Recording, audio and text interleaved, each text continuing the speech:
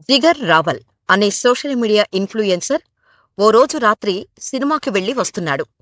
వస్తూ వస్తూ దారిలో ఎవరైనా భిక్షగాళ్లకు ఇద్దామని ప్లేట్ మీల్స్ పార్సిల్ కట్టించాడు. రోడ్డుపైన తిరుగుతున్న ఓ మధ్య వయస్కుడిని చూసిన జిగర్ రావల్, "ఏం కాకా, ఈ టైంలో ఏం చేస్తున్నావ్?" అని అడిగాడు. "ఏం లేదు బాబూ, ఎక్కడ పడుకుందామా అని చూస్తున్నాను" అని చెప్పాడు. "ఇంతకీ భోజనం చేశావా లేదా?" అని రావల్ అడిగాడు.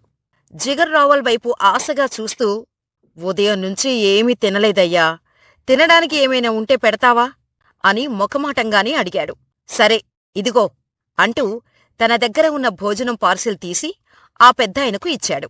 "ఏం కాకా, నీ మాటలు వింటుంటే చదువుకున్నవాడిలా ఉన్నావ్, ఎందుకిలా అయిపోయావ్?" అని జిగర్ రావల్ ఆ పెద్దాయనను అడిగాడు. అంతే, ఆ పెద్దాయన ముఖంలో ఫీలింగ్స్ ఒక్కసారిగా మారిపోయాయి. "గతంలో నేనొక ఇంజనీర్ని బాబూ. దుబాయ్లో ఇంజనీరుగా పనిచేసేటప్పుడు గొప్పగా బతికాను. కాని ఇప్పుడెవ్వరూ నాకు పనివ్వటం లేదు" అని ఆ పెద్దాయన చెప్పాడు. ఆ పెద్దాయన మాటలు విన్న జిగర్ రావల్ ఆశ్చర్యపోయాడు.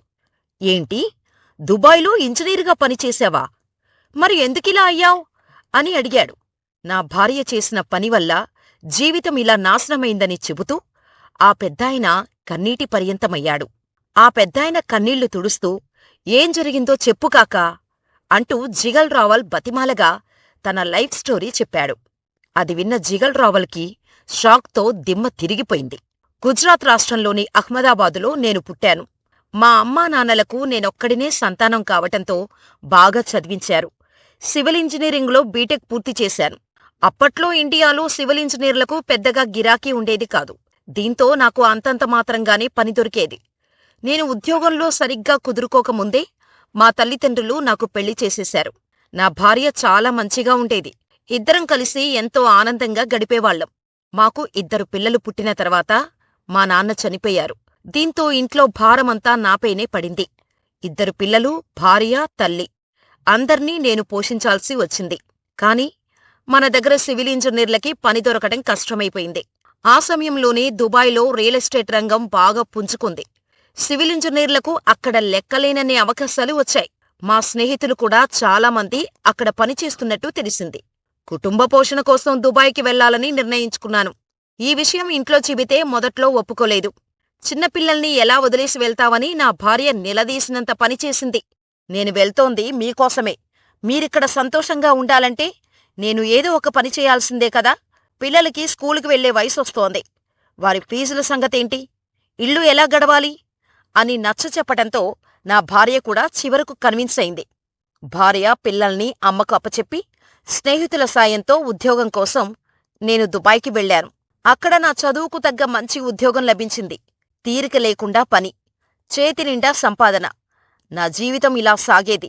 ఇంటికి ప్రతి నెలా భారీగా డబ్బు పంపించేవాడిని. నా భార్యపై ఉన్న అపార నమ్మకంతో లక్షల రూపాయల డబ్బులు ఆమె అకౌంట్లోనే వేసేవాడిని.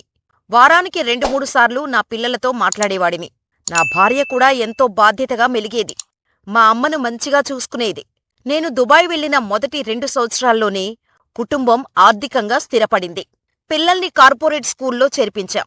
ఆల్ హ్యాపీస్ అనుకుంటున్న సమయంలో నా భార్యలో అనూహ్య మార్పులు రావటం మొదలయ్యాయి. ఇంట్లో ఒంటరిగా ఉండే మా అమ్మపై నా భార్య చీటికీ మాటికీ కోప్పడేది. "నువ్విక్కడ ఎందుకుండటం?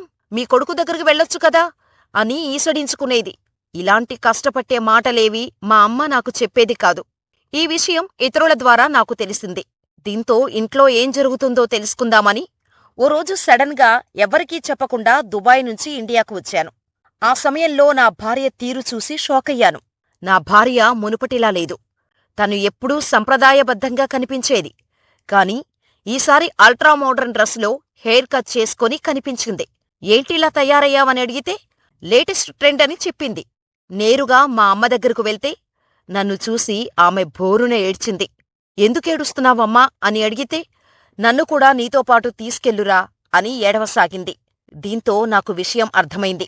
నేరుగా నా భార్య దగ్గరికెళ్ళి "ఎందుకిలా చేస్తున్నావని" నిలదీశాను. "బయట ఏం చేస్తున్నావ్? మా అమ్మను ఎందుకిలా హింసిస్తున్నావ్?" అని ప్రశ్నించాను. ఆమె నుంచి ఎలాంటి స్పందనా లేదు. బ్యాంకు బుక్కు తీసుకురమ్మని చెప్పాను. "తర్వాత చూద్దాంలే, ఇప్పుడెందుకు ఇవన్నీ? ముందు రెడీ అయ్యి రెస్ట్ తీసుకోండి" అని చెప్పింది. దీంతో నాకు మరింత అనుమానం వచ్చి నేనే స్వయంగా బ్యాంకు బుక్ తీసుకొని చూస్తే షాక్ కొట్టినంత పనైంది. గత 6-7 నెలల కాలంలో నా భార్య లక్షల్లో డబ్బు విత్డ్రా చేసి ఉంది. ఇంట్లో ఏం జరుగుతోంది? డబ్బంతా ఏం చేస్తున్నావ్ అని అడిగితే పిల్లలకు ఫీజులు, వారి అవసరాల కోసం వాడానని చెప్పింది. నా భార్య మాటల మీద అనుమానం వచ్చి గట్టిగా నిలదీస్తే నిజం బయటపడింది. గత కొంతకాలంగా జల్సాలకు అలవాటు పడినట్టు చెప్పింది. కొత్తగా పరిచయమైన స్నేహితులతో కలిసి పబ్బులకు వెళ్తున్నట్టు చెప్పింది. ఎలా ఉండేదానివి ఇలా ఎందుకు తయారయ్యావు అని అడిగితే తెలియక తప్పు చేశానని, ఇకపై పద్ధతిగా ఉంటానని చెప్పింది. మరోసారి ఇలాంటి తప్పులు చేస్తే క్షమించబోనని తెగేసి చెప్పాను. 4 రోజులు మాత్రమే సెలవు తీసుకొని ఇంటికొచ్చాను.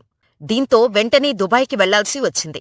పెద్దవాళ్లు, పిల్లలున్న ఇంట్లో జాగ్రత్తగా ఉండాలని, మరోసారి తప్పు చేయొద్దని నా భార్యను మందలించి దుబాయ్కి వెళ్ళిపోయాను. నేను దుబాయ్ వెళ్లిన నెల రోజుల తర్వాత ఇంటినుంచి ఫోనొచ్చింది. ఈసారి ఫోన్ చేసి మా అమ్మ, ఇంట్లో నా భార్య, పిల్లలు కనిపించటం లేదని ఏడుస్తూ చెప్పింది.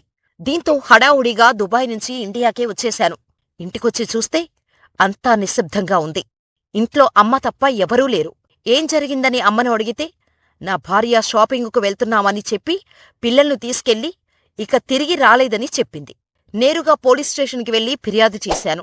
వివరాలన్నీ చెప్పి వచ్చాను. వారి ఆచూకీ కోసం నా ప్రయత్నాలు కూడా చేశాను. కాని 2 రోజుల తర్వాత పోలీసులు నన్ను పిలిపించారు. స్టేషన్కి వెళ్తే కొంతమంది పోలీసులు నన్ను చూసి నవ్వుతున్నారు. ఏం జరిగింది సార్ అని అడిగితే నీ భార్య ఇంకొకడితో కలిసి లేచిపోయిందని చెప్పారు. నాకెలా రియాక్ట్ కావాలో అర్థం కాలేదు. నా భార్యపై ఉన్న అపర నమ్మకంతో అప్పటి వరకు నేనేమీ చెక్ చేయలేదు. పోలీసులు ఆ మాట చెప్పిన తర్వాత నేను ఇంటికెళ్ళి బీరువా ఓపెన్ చేసి చూస్తే మొత్తం ఖాళీగా ఉంది. డబ్బు, బంగారం, ఇతర ఖరీదైన వస్తువులన్నీ తీసుకెళ్లిపోయింది. దుబాయ్లో తిని తినక కష్టపడి సంపాదించిన సొమ్మంతా దొబ్బేసింది. అప్పటినుంచి నా భార్య, పిల్లల కోసం ఎక్కడెక్కడో వెతికాను.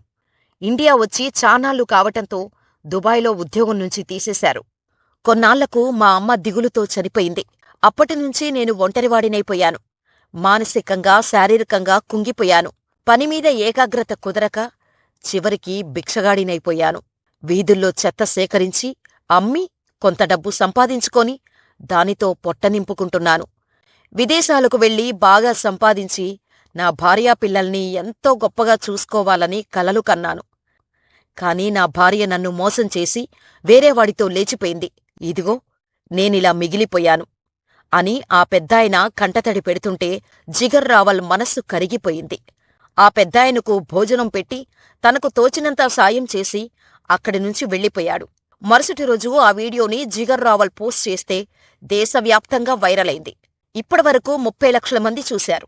ఆ పెద్దాయన కష్టం చూసి అయ్యో పాపమని కామెంట్స్ పెడుతున్నారు. కుటుంబం కోసం ఎన్నో త్యాగాలు చేస్తూ సుదూర ప్రాంతాల్లో పనులు చేసుకునే భర్తల్ని మోసం చేసే ఇలాంటి భార్యల్ని ఏమనాలి? మీ జీవితంలో ఇలాంటి వారిని ఎప్పుడైనా చూస్తే మాకు కామెంట్ రూపంలో తెలియచేయండి. ఇలాంటి మరిన్ని వీడియోల కోసం మన ఛానల్ని సబ్స్క్రైబ్ చేసుకొని ఈ వీడియో నచ్చితే లైక్ చేసి షేర్ చేయండి.